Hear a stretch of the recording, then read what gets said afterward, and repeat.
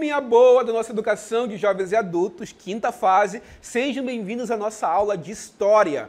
Sou o professor Ananias Carvalho, seu professor de História, e vamos então hoje mergulhar um pouquinho mais nessa nossa viagem magnífica pelo conhecimento histórico. Vamos então conhecer nossa aula, vamos lá?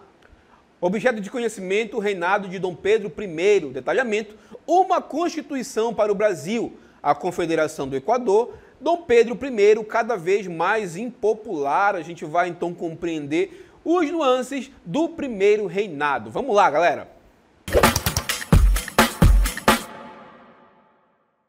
Falaremos então sobre o primeiro reinado, o reinado de Dom Pedro I, que ascendeu ao poder após ali a emancipação política do Brasil. Mais uma vez, o professor aqui não gosta de falar o termo independência, porque quando a gente fala independência, subentende-se que o Brasil ficou independente, sem depender de ninguém. Mas a gente sabe que quando se emancipou politicamente, ele ficou dependente econômico dos ingleses, teve uma dependência econômica da Inglaterra. Pois bem, galera, para a gente falar sobre o primeiro reinado, vou chamar alguém muito importante e muito especial, que é o próprio Dom Pedro I. Vem aqui, imperador, para a gente ter ali uma presença, sua presença, para engrandecer e para fazer com que nossa aula fique ainda mais interativa, não é, gente?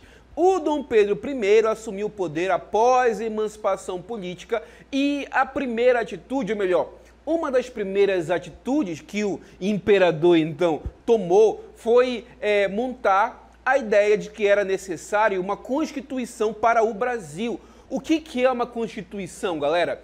É um conjunto de leis, é a Carta Magna, que de certa forma controla as ações dos indivíduos, que rege o país, a nação como um todo. Era necessário, então, esse conjunto de regras. Então, vou me despedir aqui do nosso imperador, para justamente a gente conhecer o processo que levou ali a primeira Constituição brasileira, a primeira Carta Magna, que viria a ser a Constituição de 1824. Vamos ao texto. Vamos lá, galerinha. A Constituição de 1824 diz o seguinte: a Constituinte iniciou seus trabalhos em maio de 1823 e a relação entre deputados e o imperador desgastou-se ao longo desse processo. O que vem ser uma Constituinte, galera? É uma assembleia de deputados que obviamente foi convocada pelo próprio imperador, responsável por elaborar o texto da Constituição. Voltando para mim aqui, vamos lá. Quando uma Constituição ela seria promulgada, ou seja, ela é elaborada por um conjunto de deputados, ela é votada e ela é aprovada. Quando a Constituição segue todos esses ritos, a gente diz que ela é uma Carta Magna promulgada, uma Constituição promulgada. Quando ela é imposta pelo governante ou por um ditador aleatório, a gente diz que essa Constituição foi outorgada, beleza, gente? A princípio, a primeira Constituição brasileira, ela deveria ser promulgada, tanto que foi montada lá no ano de 1823 uma Assembleia Constituinte, composta por deputados que estavam elaborando a Constituição, e à medida que essa Constituição foi sendo elaborada, ela começava a limitar o poder do imperador. E, obviamente, o imperador não queria que isso acontecesse, e houve uma série de conflitos, uma série de atritos, que viria ali um pé de guerra entre o imperador e os deputados da Assembleia Constituinte. Vamos adiante, vamos lá, galerinha. Os constituintes apresentavam um projeto de Constituição que ficou conhecido como Constituição da Mandioca, pois estabelecia que só poderiam ser eleitores ou candidatos aqueles que tivessem certa renda equivalente a 150 alqueires de farinha de mandioca. Olha só que bizarro, gente. É até engraçado a gente imaginar que você só poderia votar ou ser votado se você apresentasse uma certa renda. E essa renda, a princípio, na Constituição, que seria de 23, que não foi promulgada, galera, você teria que ter o equivalente a 150 alqueires de mandioca, de farinha de mandioca. Por isso, essa Constituição ficou ali conhecida como Constituição da Mandioca. Obviamente o imperador, vendo que seus poderes seriam limitados por essa carta magna, ele então mandou que as tropas cercassem a Assembleia Constituinte. Em 12 de novembro de 1823, a Assembleia foi dissolvida e Dom Pedro I autorizou que uma nova Constituição fosse elaborada.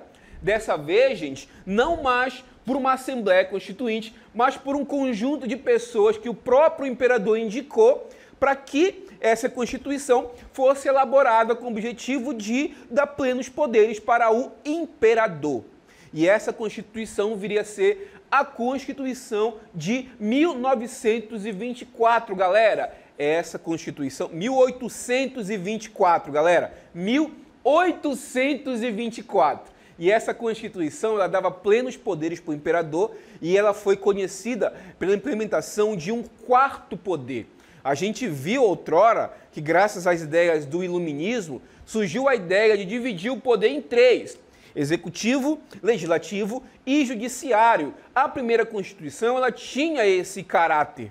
A nova Constituição, dessa vez outorgada, imposta pelo imperador, ela acrescentava mais um poder, galera, que era o poder exclusivo do imperador, que ficou conhecido como o poder moderador. Vamos então conhecer essa nova Constituição agora, vamos lá? Constituição de 1824. Vamos então ao primeiro poder, a ver um organograma que vai nos demonstrar como era a Constituição até então. O primeiro poder que a gente vai conhecer é o poder moderador. Adiante, galera. Como auxiliar do poder moderador, a gente tinha um Conselho de Estado indicado pelo próprio imperador, que ele personificava ali o próprio poder moderador. Vamos adiante. Abaixo estavam os três poderes: poder legislativo, que era justamente composto por deputados, responsável por elaborar as leis. O poder executivo, que estava ligado diretamente à figura do imperador, que também era o chefe de Estado. E o poder judiciário, galera, que estava ali responsável por aplicar as leis que eram elaboradas pelo legislativo e executadas pelo executivo, galera. Vamos adiante. Vamos ver quais as características desses poderes, galera. O poder executivo estava ali nas mãos dos senadores e deputados. O poder executivo na esfera estadual estava nos presidentes de províncias. Os estados, como a gente conhece hoje, eram conhecidos como províncias. E o poder judiciário estava no Supremo Tribunal de Justiça. Gente, vamos adiante conhecer então.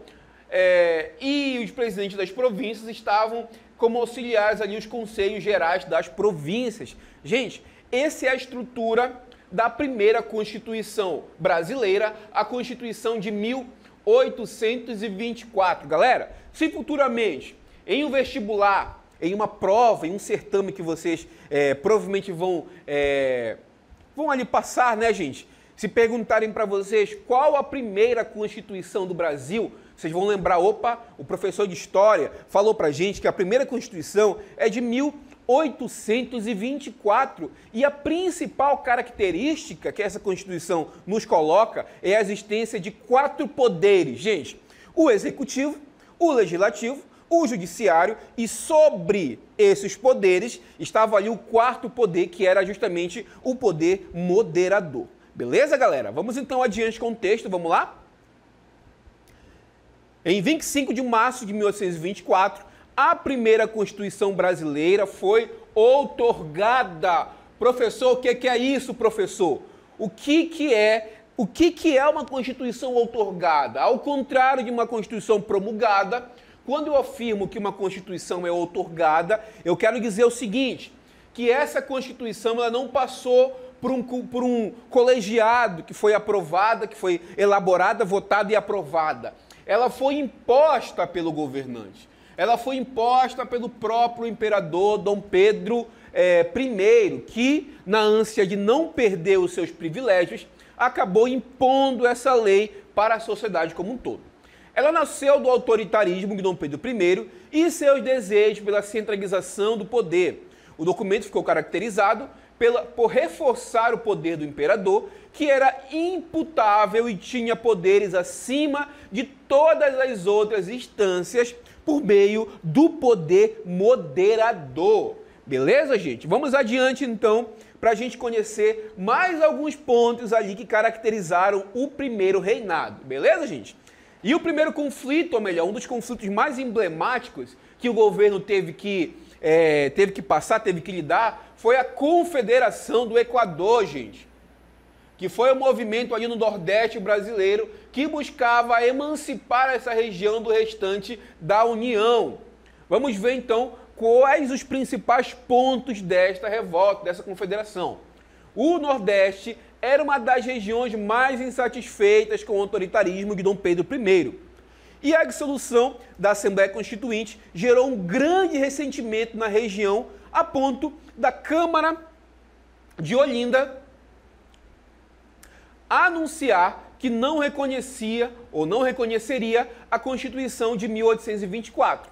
Além disso, houve desentendimentos entre a elite pernambucana e o imperador a respeito da nomeação de um governador para a província. No caso, esse governador viria a ser o presidente da própria província, tá, gente? Só para a gente esclarecer, o papel em que hoje está o governador, que hoje é exercido pelo governador de estado, lá no Brasil imperial era exercido pelo presidente da província. Ok, galera? Vamos adiante, vamos lá. O resultado foi que, em 2 de julho de 1824, teve início a Confederação do Equador, uma rebelião de caráter republicano que ganhou todo o Nordeste, liderada por Manuel de Carvalho Paz de Andrade e Frei Caneca. O levante espalhou-se pelo Rio Grande do Norte, Ceará, Paraíba, Piauí e Maranhão. A violenta reação de Dom Pedro I fez com que os rebeldes fossem contidos e muitos dos envolvidos foram executados. Agora eu vou aqui para a execução de um dos líderes mais emblemáticos dessa Confederação do Equador, que foi justamente aqui o Frei Caneca, que está aqui pronto, prestes a ser executado. Professor, mais uma vez falando para vocês, o governo, o Brasil como império era recém-fundado. Então, obviamente, como um país recém-fundado, ainda não tinha um exército poderoso capaz de lidar com situações como a própria revolta da Confederação do Equador. O que foi feito então, pessoal? Foi contratado tropas mercenárias, que nada mais eram do que alguns militares que eram comprados, que eram pagos para lutar em nome do governo, gente. E a repressão aos líderes, em especial aqui ao próprio Frei Caneca, ela foi bastante violenta. Inclusive, muitos dos seus carrascos estavam ali se negando a executar, visto que a forca seria algo muito sangrento para o próprio Frei Caneca. Então, a forma que eles encontraram de executar o Frei Caneca foi justamente o fuzilamento. O Frei Caneca foi executado e a Confederação do Equador foi sufocada. Essa rebelião foi sufocada e não mais atormentou ali o primeiro reinado. Vamos adiante com o texto. Vamos lá, gente. Próximo tópico, Dom Pedro cada vez mais impopular. A gente vai entender como que se deu ali o início, por assim dizer, da impopularidade do Dom Pedro I. Depois de uma brutal repressão à Confederação do Equador, a oposição a Dom Pedro aumentou ainda mais. A gente vai ver que o Dom Pedro I, voltando para mim aqui, ele começou ali o seu reinado, por assim dizer, de forma bem popular. Afinal de contas, ele era considerado um dos líderes do processo de emancipação política e tinha um grande respaldo, tanto que ele teve forças para ser o filho do antigo rei que colonizava o Brasil, um português. Era até algo que os seus opositores criticavam, que o Brasil, uma vez independente, colocou como seu governador um português, membro da família real, que durante muito tempo oprimiu ali o país. É um paradoxo que muitos criticavam, o fato de Dom Pedro I ser português e principalmente dele dar ali uma série de privilégios aos chamados Partido dos Portugueses. Então, a princípio, o Dom Pedro I gozava de um grande prestígio dentre a população e também dentre as elites brasileiras, elites coloniais, que agora são elites do Império Brasileiro. a gente vê que, devido ao seu comportamento e principalmente algumas atitudes, essa popularidade, digamos assim, esse prestígio que o Dom Pedro I tinha, aos poucos vai terminando, vai acabando, e vocês perguntam, professor, o que aconteceu para que essa figura de Dom Pedro I saísse de uma popularidade extrema para uma impopularidade também extrema? Um conjunto de fatos e acontecimentos, entre eles a própria repressão ali à Confederação do Equador, fez com que muitos brasileiros e muitos políticos vissem o Dom Pedro não mais como um herói, mas também como um déspota, um tirano, alguém que estava governando com autoridade. A autoridade muitas vezes passava do limite aceitável pelas elites. A própria imposição da Constituição de 24 foi uma forma de Dom Pedro I ali controlar a elite que obviamente não gostou do que estava acontecendo na política nacional. Então, uma série de medidas tomadas e adotadas pelo Dom Pedro I fez com que a sua popularidade, que era bastante alta, aos poucos fosse caindo até ele se tornar um governante altamente impopular. Então eu vou listar para vocês a partir de agora algumas das medidas do imperador que ajudou ali a cair drasticamente a sua popularidade. Vamos ao texto, voltando ao texto, vamos lá? Vamos ver os fatores que levaram à crise da impopularidade do Dom Pedro I. E o primeiro fator que eu levanto para vocês é o autoritarismo do governante.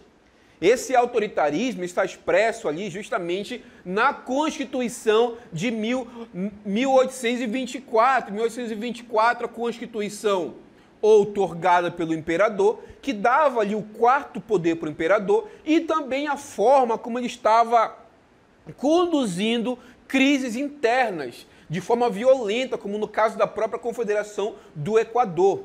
O próprio fator que contribuiu ali para a impopularidade do Dom Pedro foi a crise financeira, ou seja, o Brasil estava com uma balança comercial negativa e era necessário ali empréstimos aos bancos estrangeiros, e isso levou à falência do Banco do Brasil, criado lá pelo Dom João VI, que estava no Brasil durante muito tempo, e esse Banco do Brasil veio à falência. Então, o segundo tópico que a gente vai adotar para compreender ali um pouquinho sobre essa impopularidade do Dom Pedro, o primeiro foi o autoritarismo e o segundo foi uma severa crise financeira e a dependência econômica cada vez maior dos bancos ingleses.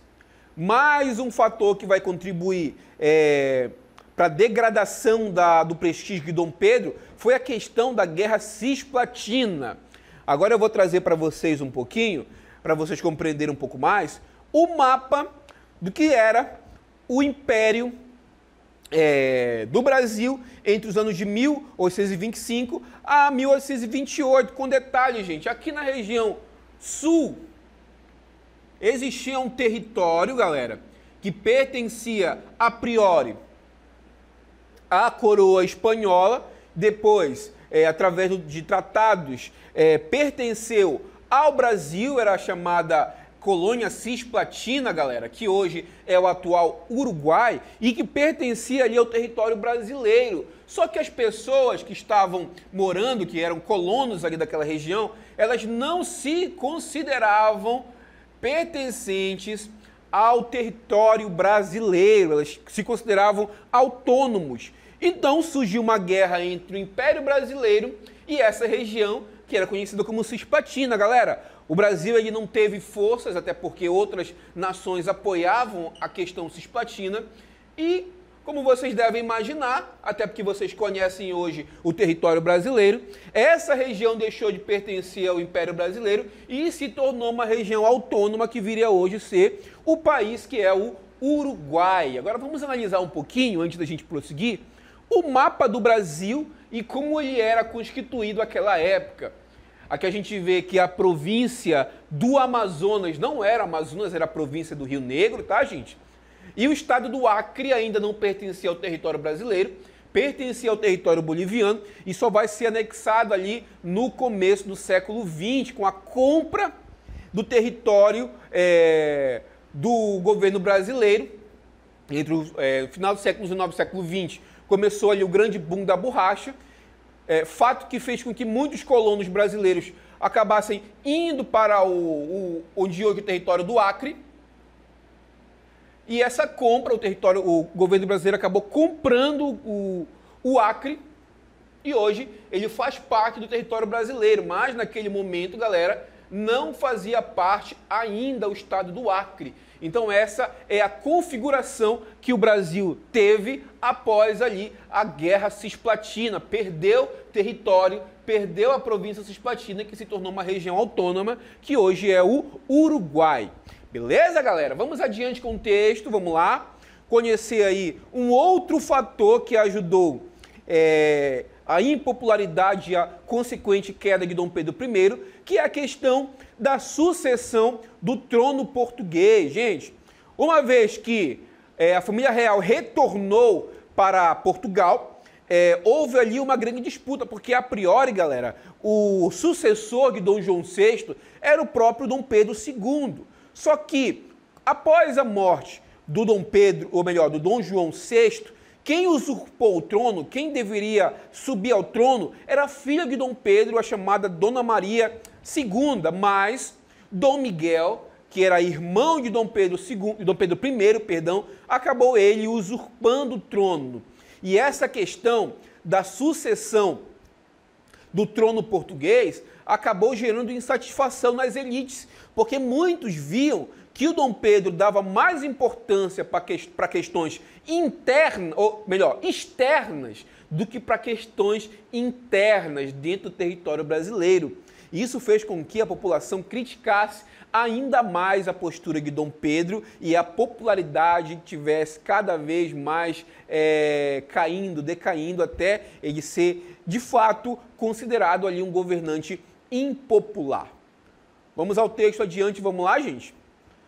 Outra questão que contribuiu para que a impopularidade de Dom Pedro aumentasse ainda mais foi o assassinato de um opositor, o jornalista Líbero Badaró, que foi assassinado. Muitos afirmam que a mando da própria corte ali, do próprio governo do Dom Pedro I. E a morte do Líbero Badaró foi bastante contestada e também contribuiu para a impopularidade cada vez maior do Dom Pedro. Vamos adiante, galera. Dom Pedro I visita algumas províncias para recuperar seu prestígio, mas foi em vão. Na volta de sua viagem, Dom Pedro I foi recebido com uma grande festa iluminada por muitas fogueiras.